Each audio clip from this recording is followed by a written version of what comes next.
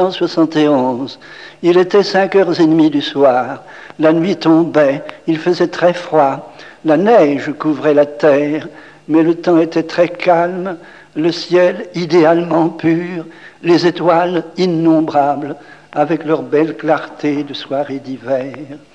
2 enfants, Eugène Barbedette, âgé de 12 ans, et son frère Joseph, âgé de 10 ans, étaient donc occupés à la grange, à piler des ajoncs pour la nourriture des chevaux. Ils travaillaient ainsi avec leur père à la lueur d'une chandelle de résine. C'était tout l'éclairage de l'époque, il n'était pas brillant. Arrive une vieille femme, Jeannette Détais, elle apportait des nouvelles de nos soldats. Or, chose étonnante, Eugène n'écoute pas Jeannette qui apporte des nouvelles. Il s'en va regarder à la porte de la grange. Et quand on lui demandera plus tard « Mais qu'allais-tu faire à la porte ?» il répondra naïvement « J'allais tout seulement pour voir le temps. » La belle affaire, comme s'il ne savait pas déjà que dehors, il gelait à pierre fendre. C'était bien plutôt l'appel mystérieux de la céleste visiteuse qui était là dans le ciel et qui attendait. Alors vous vous imaginez l'enfant dans l'embrasure de la porte, regardant dans le village, élevant ses yeux vers le ciel. Jamais, dira-t-il, je n'avais vu tant d'étoiles. Tout le ciel vraiment semblait en fête pour accueillir sa souveraine. Quand dans un coin du ciel où il y avait moins d'étoiles, au-dessus de la maison d'Augustin Guitcoq, qui se trouve juste en face de la grange, oui, en plein ciel, il aperçoit une belle dame qui, les bras étendus et abaissés, le regardait en souriant. Elle était si belle, dira-t-il avec les autres petits voyants, qu'on n'a jamais rien vu de pareil, ni en personne, ni en image. Elle était vêtue, comme vous savez bien, longue robe bleue qui partait du cou et tombait jusque sur les pieds sans ceinture, mais toute parsemée d'étoiles d'or. Aux pieds restés à découvert, des chaussons bleus avec des boucles d'or. Sur la tête, sa couronne d'or, sans autre ornement qu'un petit liseré rouge. Et enfin, comme tant de pauvres femmes en temps de guerre, au front, un voile noir qui retombait sur les épaules. L'enfant crut d'abord que c'était l'annonce de la mort de son parrain. Et cependant, il n'eut pas peur parce que, comme il le dira encore, la dame riait. Alors vous vous imaginez l'enfant dans l'embrasure de la porte de la grange, contemplant la vision qui lui souriait, lui souriant, lui aussi, et voyez comme nos petits villageois par ici sont vraiment peu expansifs, ne pensant même pas à en faire part à son père, à son frère, avec lesquels, tout près de lui, dans la grange, bavardait Jeannette. Et cela, le croiriez-vous, dura presque un quart d'heure. Mais au bout de ce temps, la conversation étant terminée, Jeannette veut sortir. Eugène l'arrête. Jeannette, dit-il, regardez donc sur la maison d'Augustin Guitcoq si vous ne voyez rien. Oh là non, mon pauvre Eugène, dit-elle, je ne vois rien du tout. À ces mots, le père Barbedette vient à la porte, son fils Joseph le suit. Le père ne voit rien, mais Eugène demande à son frère, « Vois-tu bien, toi, Joseph ?»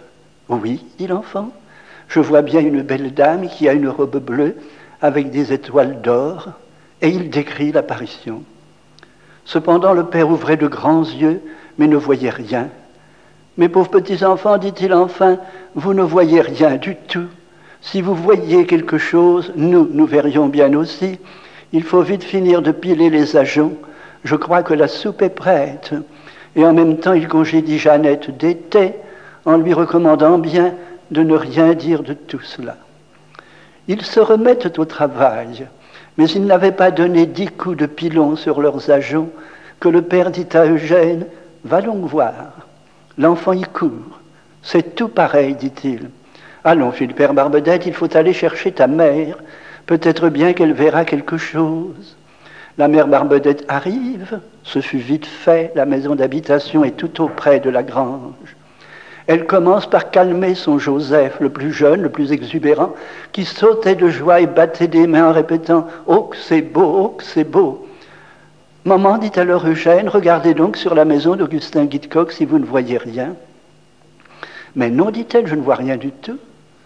Et Eugène et Joseph ensemble, vous ne voyez pas une belle grande dame qui a une robe bleue avec des étoiles d'or, et il renouvelle toujours la même description. Je ne puis rien voir, fit la mère Barbedette, et puis frappée de l'accent de sincérité de ses enfants, qu'elle savait incapable de mentir, et aussi de l'air ému de leur père. C'est peut-être la Sainte Vierge qui se montre à vous, dit-elle, car c'est elle qui la première en eut le pressentiment. Voyez comme les mamans savent bien se comprendre. Puisque vous dites que vous la voyez, ajouta-t-elle, récitons 5 Pater et 5 Ave en son honneur. Cependant, vous pensez bien que toutes ces conversations, tous ces cris d'enfants avaient été entendus dans le silence de la nuit tombante. Et les voisins sortant sur le seuil de leur maison disaient « Mais que voyez-vous donc? Qu'y a-t-il donc ?» « Oh là, rien, fit le père Barbedette. Et sa femme ajouta « Ce sont les enfants qui affolent, ils disent qu'ils voient quelque chose, et nous ne voyons rien du tout. » Alors ils fermèrent la porte de la grange pour être plus tranquilles, et là, à genoux, derrière la porte, ils récitèrent leurs 5 Pater et 5 Ave. Et qu'elle parut longue aux enfants, ils nous le disaient, cette prière des 5 Pater et 5 Ave derrière la porte, eux qui ne pensaient qu'à revoir l'apparition. Cette prière enfin terminée, « Regardez, dit la mère, si vous voyez encore. » « C'est tout pareil, disent-ils. » « Allons, fit la mère Barbedette d'un air assez décidé, je vais aller chercher mes lunettes. Peut-être bien qu'avec je verrai quelque chose. » Elle revient bientôt avec Louise, la domestique, mais ni elle, ni la domestique ne put rien voir. Alors, dépitée de ne rien découvrir dans le ciel, elle finit par déclarer de son ton rude « Décidément, vous ne voyez rien du tout. Il faut vite finir de piler les ajoncs. Vous n'êtes que des petits menteurs et des petits visionnaires. » S'entendre traiter de menteurs, tandis que la Vierge leur souriait, vous devinez si c'était dur. Tout penaud, les enfants se remettent à leur travail, il fut vite achevé, l'affaire de quelques minutes, puis ils s'en allèrent pour souper. La belle vision leur souriait toujours. Eugène l'aîné risqua alors ces mots charmants. « Ah, si vous me laissiez libre, je resterai là tout au long. » « Venez vite souper, dit le père. Alors, habitués à obéir, les enfants s'en allaient presque à reculons, en répétant « Oh, que c'est beau, oh, que c'est beau !»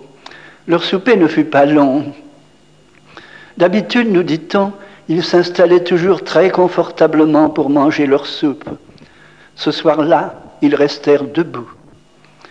Et leur maman, les voyant si impatients, leur dit « Eh bien, puisque vous voulez retourner, dites encore 5 Pater et 5 Ave, mais debout, parce qu'il fait froid. » Mais revenus devant la porte de la grange, et de nouveau ravis par la merveilleuse vision, les enfants instinctivement s'agenouillent, cependant que leur père, qui par la fenêtre les guettait, disait à sa femme « Oh, les enfants voient toujours la même chose, car ils récitent la prière que tu leur as dit de faire. » Et qu'elle devait être touchante, la prière de ces 2 petits, agenouillés tout seuls devant le grand portail de la grange, dans le silence de la nuit venue, sans souci, dans la neige, les yeux fixés au ciel, souriant à la vision qui leur souriait, et lui adressant bien gentiment la petite prière que leur maman leur avait dit de faire. Cette prière terminée, docilement ils rentrent à la maison. C'est tout pareil, disent-ils. Alors, plus intriguée qu'elle ne voulait le paraître, la mère Barbedette demande « De quelle grandeur est donc la dame ?» « Elle est grande comme sœur Vitaline, disent les petits. C'était la sœur qui leur faisait l'école. » Ce fut un trait de lumière pour la mère Barbedette. « Allons, dit-elle, il faut aller chercher ma sœur Vitaline. Les sœurs valent mieux que vous. Si vous voyez, elles verront bien aussi. » Eugène s'en va donc avec sa maman à l'école, presque en face la grange, là où est maintenant la poste. Sœur Vitaline vient aussitôt à la grange. Eugène lui indique l'endroit de l'apparition, lui en fait la description, mais la sœur ne voit rien. Contrarié, Eugène insiste. « Ma sœur, vous ne voyez pas ces 3 étoiles comme un trépied ?» « Oui, dit la sœur, et de fait tout le monde ce soir-là, tout le monde sans exception, put voir dans le ciel 3 étoiles extraordinaires, disposées en forme de triangle, qui ne bougèrent pas de toute la soirée et qui ne réapparurent jamais. On les chercha le lendemain soir et les soirs suivants dans le ciel. On ne les y trouva plus. Eh bien, disait l'enfant, la dame est juste au milieu. Je ne puis rien voir, fit la sœur, et la mère Barbedette d'ajouter, je vous en prie, ma sœur, ne dites rien de tout cela, ce sont les petits gars qui affolent. Alors sœur Vitaline retourne à l'école, et là, au coin du feu, elle trouve des petites pensionnaires. Françoise Richer, âgée de 11 ans, Jeanne-Marie Le Bossé, âgée de 9 ans, et même une 3e petite, Augustine Mouton, qui, elle, la pauvre enfant, eut le chagrin de ne rien voir. « Petite fille, dit la sœur, venez donc vite par là. » Victoire, c'était le prénom de la mère Barbedette, et on l'appelait toujours par son prénom. « Victoire a quelque chose à vous montrer. » Il fait nuit, Françoise a peur, mais enfin elle s'aventure à suivre Jeanne-Marie, et voilà qu'une fois dehors, apercevant sans doute quelques lueurs dans le ciel, elle s'écrie « Oh, moi !» Je vois bien quelque chose au-dessus de la maison d'Augustin Guitcoq, mais je ne sais pas ce que c'est. Alors avec Jeanne-Marie, elle accourt jusqu'à la porte de la grange, où d'ailleurs Eugène les appelait, et toutes les deux de s'écrier « Oh, la belle dame !» Elle a une robe bleue avec des étoiles d'or. Bref, elle renouvelle la description donnée par les 2 garçons. En les entendant, Joseph, qui était rentré à la maison avec son père, trouve le moyen de se faufiler dehors et de revenir bien vite devant le portail de la grange. Puis arrivent sœur Vitaline et sœur Marie-Édouard qui demandent « Mais que voyez-vous donc? Qu'y a-t-il donc ?» Et tous les 4 à la fois se remettent à décrire l'apparition. Cependant, à son très grand regret, sœur Marie-Édouard ne pouvait rien voir. Puisque ses enfants voient, pensa-t-elle, il faut aller en chercher d'autres.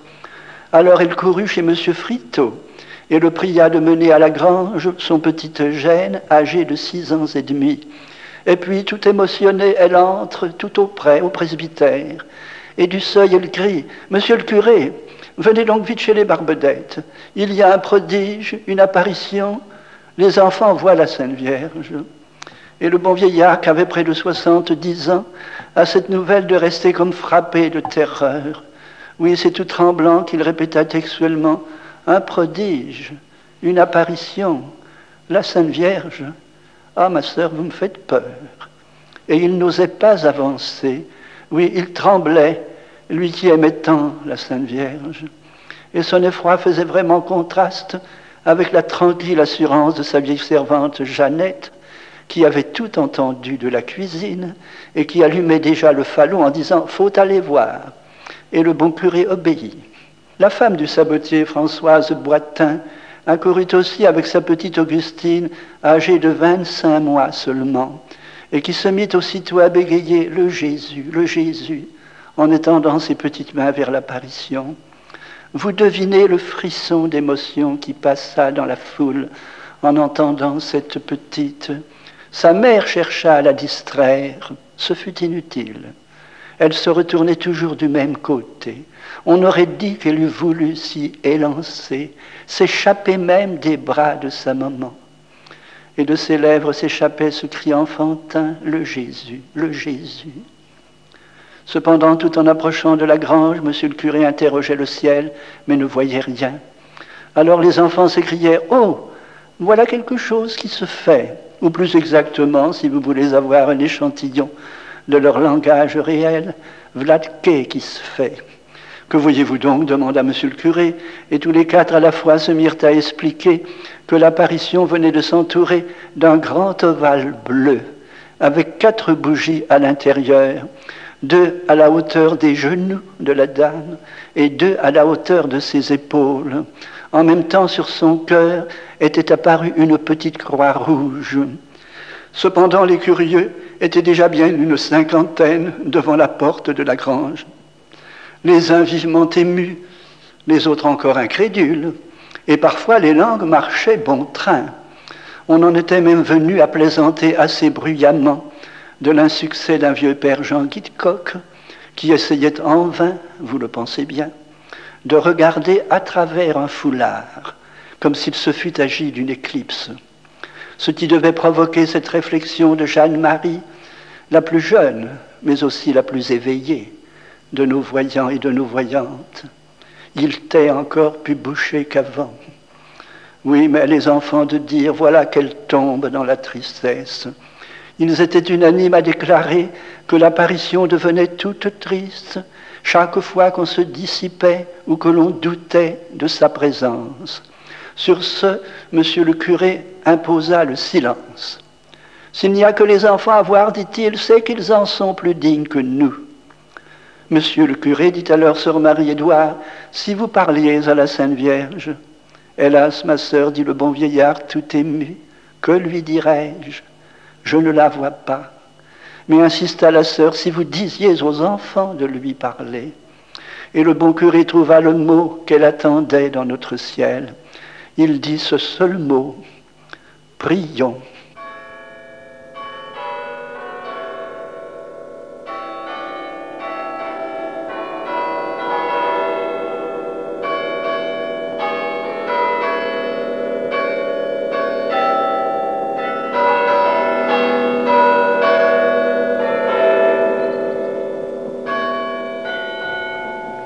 Alors tous, sauf les 4 voyants, se mirent à genoux à l'entrée de la grange, et même sur la route dans la neige. Et sœur Marie-Édouard commença le chapelet. Je vous salue Marie, pleine de grâce, le Seigneur est avec vous.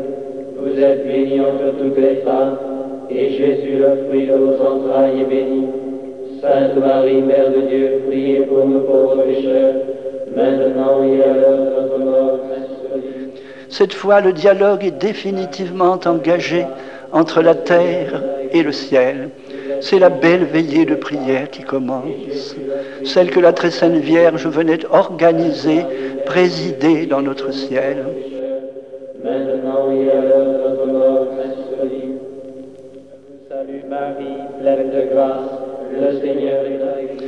C'est alors qu'elle se faisait toujours plus souriante, donc elle était plus heureuse, plus grande aussi, donc elle était plus puissante à mesure que l'on priait. L'ovale qui l'entourait s'allongeait à mesure qu'elle grandissait.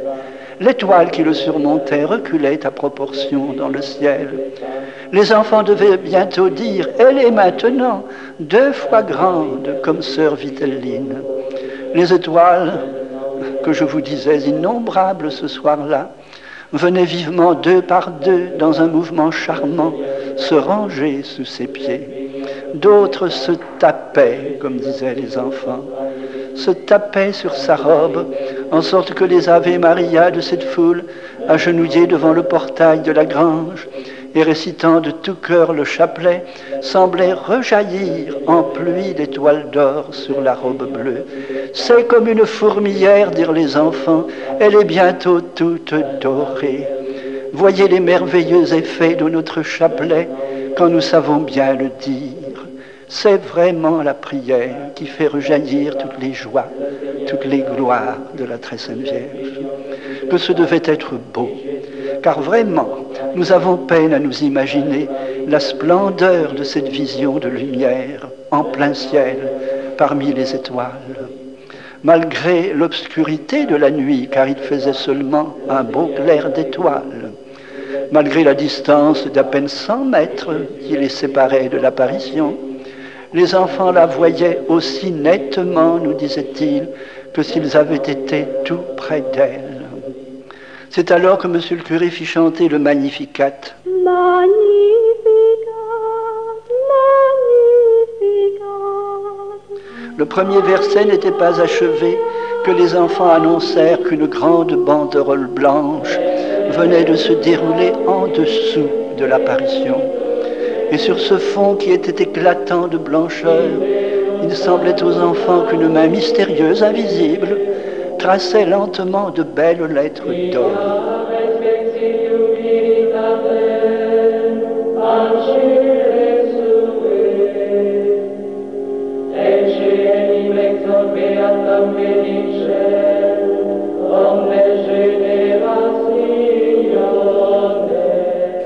Voilà un bâton, dirent-ils tout d'abord, puis c'est un thème, un grand thème, comme dans les livres. À ce moment-là, les petits garçons et les petites filles étaient séparés par les sœurs qui leur faisaient l'école. Et tous les quatre s'étaient acquis le premier épellerait la belle lettre d'or à mesure qu'elle apparaissait. Le mot « mais », M-A-I-S, apparut le premier et resta tout seul environ 10 minutes.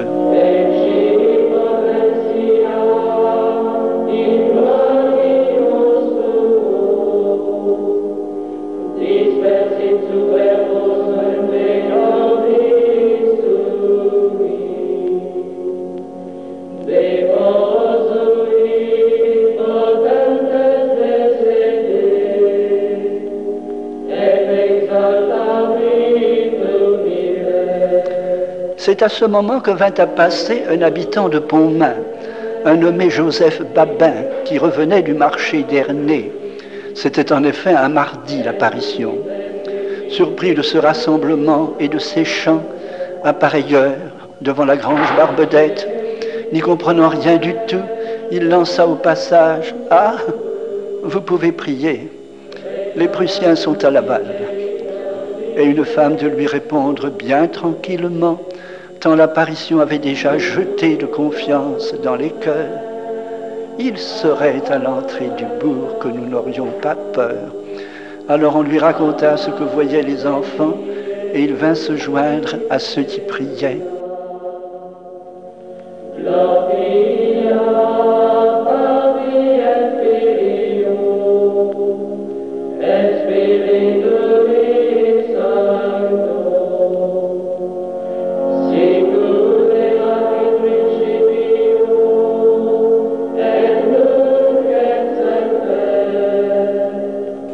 Cependant, après des interruptions très fréquentes et plus ou moins prolongées, on acheva le chant du Magnificat. Dans le ciel, les enfants lisaient ces mots « Mais priez, mes enfants ». Voyez la réponse immédiate aux prions du bon curé. 100 fois, nous disent les témoins, interrogés par monsieur le curé, par les sœurs, par les assistants, les enfants épelèrent ces mots. Il n'y eut jamais la moindre hésitation, encore moins de contradiction. Les plus incrédules n'osaient plus rire, et même beaucoup pleuraient. Et cependant, chose curieuse, il restait encore une incrédule. Et c'était précisément la femme d'Augustin Guitcoq, par-dessus la maison duquel se déroulait l'apparition. Elle se faisait ce raisonnement assez simpliste. Monsieur le curé ne voit rien. Les sœurs, pas davantage. Les petits disent que c'est sur notre maison à nous. Et moi, je ne vois rien du tout. Bien sûr que l'a vu leur belouette, disait-elle dans son patois. Il n'y a rien, il n'y a rien. Et elle s'en retournait chez elle en murmurant encore, il n'y a rien. Quand à mi-chemin dans le sentier, elle sentit soudain ses jambes fléchir. Et tombant malgré elle à genoux dans la neige, elle pensa aussitôt, ah, voilà que le bon Dieu me punit. Alors, en pleurant, elle récita 3 ou 4 pater et ave. Elle ne s'est jamais rappelée au juste et put seulement se relever. Puis, après quelques allées et venues, elle revint devant la porte de la grange avec un grand regret d'avoir été incrédule. Mais en passant, elle entra chez le charpentier Basile Avis et lui dit de mener ses enfants à la grange Barbedette, parce que, disait-elle, les enfants voient la Sainte Vierge. Alors le charpentier prit avec lui ses 2 fillettes, âgées de 12 ans et de 10 ans, et sur son bras son petit Auguste, âgé d'à peine 5 ans. Et voici qu'arrivé devant le portail de la grange, c'est le tout petit qui se penche à l'oreille de son père, et bien doucement lui dit « Oh, moi, je vois bien une belle dame qui a une robe bleue, avec des étoiles dorées dessus. Alors vous le devinez dans toute la foule, ce n'est qu'un cri. Le petit Avis qui voit. Son père très ému lui dit de parler tout bas. Et à plusieurs reprises l'enfant répéta « Elle me regarde, elle rit ». Et puis, comme frappé de terreur, le père imposa silence à son petit voyant. Mais il y avait sur le visage de cet enfant et dans ses yeux qui ne quittaient pas ce coin du ciel une telle expression de bonheur que pour ne pas le priver, son père et ses deux petites sœurs qui ne voyaient rien restèrent avec lui jusqu'à la fin de l'apparition, encore qu'on grelottât de froid. Lui cependant, le tout petit, chose curieuse, pas plus que les autres petits voyants ou petites voyantes, ne semblait souffrir de ce froid terrible. C'était comme s'ils avaient été dans un autre royaume. Monsieur le curé avait fait ouvrir les deux grands battants du portail de la grange, afin de permettre à la foule, une soixantaine de personnes, de reculer un peu à l'intérieur et d'y trouver quelque abri. « Il faut, dit monsieur le curé, chanter les litanies de la Sainte Vierge et la prier de manifester sa volonté. »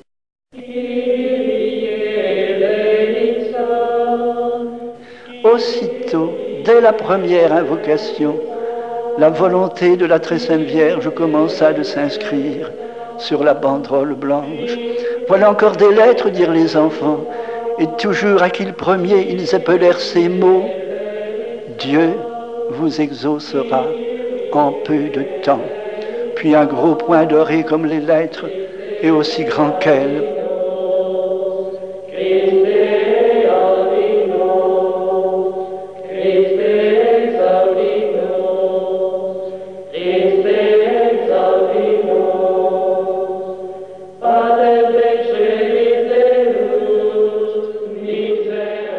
Alors vous devinez l'émotion de la foule, les larmes qui jaillissaient de tous les yeux, en un soir non seulement de guerre, mais de défaite, alors que d'un instant à l'autre, tant l'invasion se poursuivait avec une rapidité effrayante, on s'attendait à entendre les Allemands heurter les portes du village.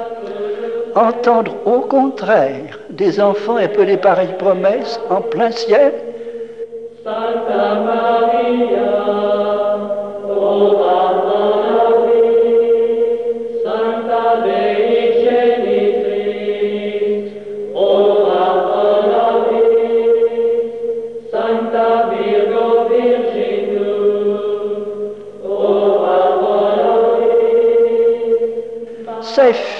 c'est fini, répétait-on.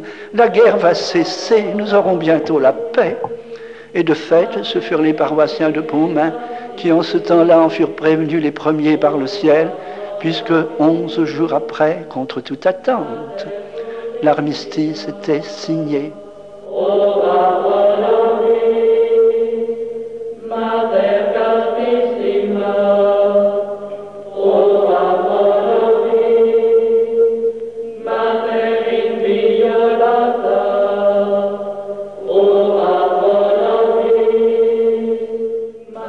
Cependant, l'apparition se faisait toujours plus souriante à mesure que l'on priait, et les enfants sautant de joie, battant des mains, répétaient « Voilà qu'elle rit, en riant eux-mêmes de bonheur. » C'est ainsi que par ses seuls sourires, sans dire un mot, car elle n'a pas parlé dans notre ciel, la très Sainte Vierge faisait tressaillir ses petits voyants d'une joie vraiment ineffable.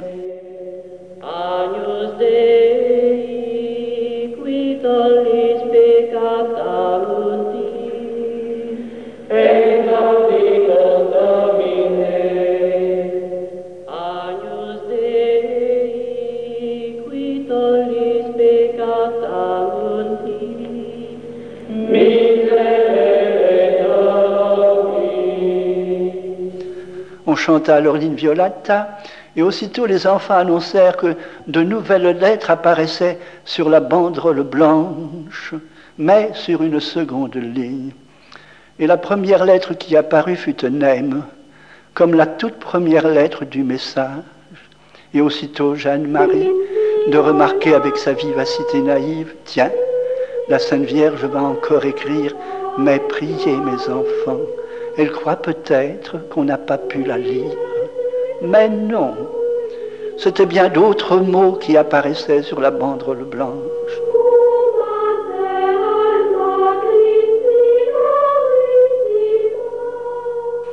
Et comme on achevait de chanter au Mater Alma Christi Carissima, ô bien-aimée et douce mère du Christ, les enfants avaient épelé ces deux mots, mon fils.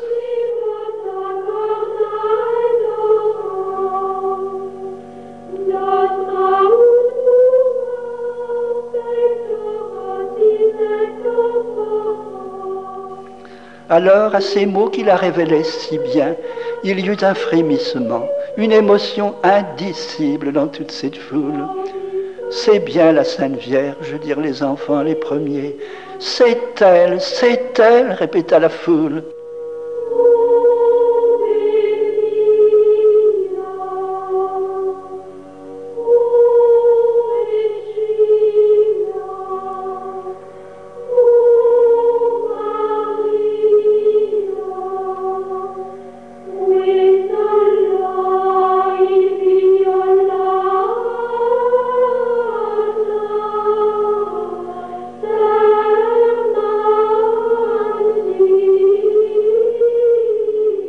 Et dans un élan de reconnaissance et d'amour, la Sainte Vierge était tant aimée à bon main, on chanta le Salve Regina. Salve Regina,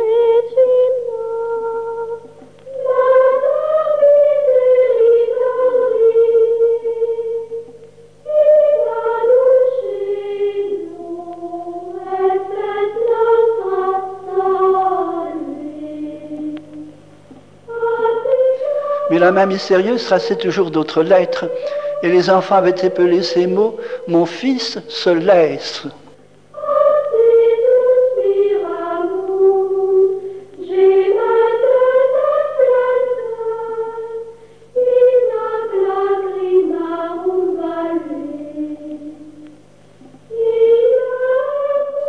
Et aussitôt sœur Vitaline de protester.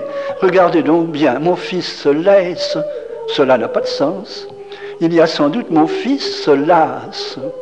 C'était exactement le contraire de ce que venait dire la très sainte Vierge. Mais paraît-il, sœur Vitaline était encore très contente d'avoir trouvé ça toute seule. Mais les enfants de protester aussitôt, non, non, ma sœur, il y a un nid. Et plusieurs fois ils appelèrent ce mot laisse. Puis vivement, mais attendez donc, ce n'est pas tout fini, voilà encore des lettres.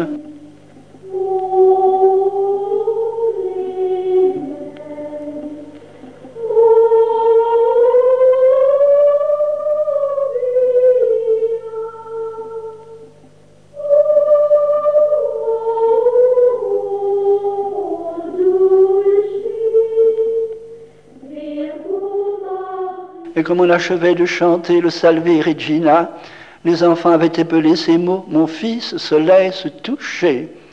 Puis un beau trait doré souligna lentement cette dernière phrase, qui, elle, à l'encontre de la première, n'avait pas de point pour la terminer. Il y eut alors un moment de silence, très ému, très recueilli.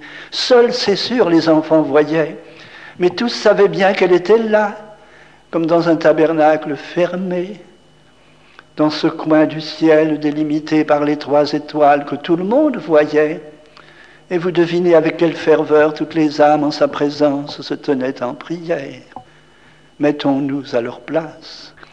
Le silence n'était troublé que par les voix des enfants, que tous écoutaient lisant et relisant le message en entier, si bien qu'il se grava parfaitement dans toutes les mémoires. Mais priez, mes enfants, Dieu vous exaucera en peu de temps, mon fils se laisse toucher.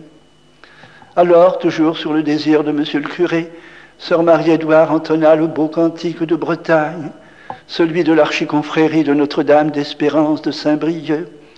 Mère de l'espérance, dont le nom est si doux, protégez notre France, priez, priez pour nous.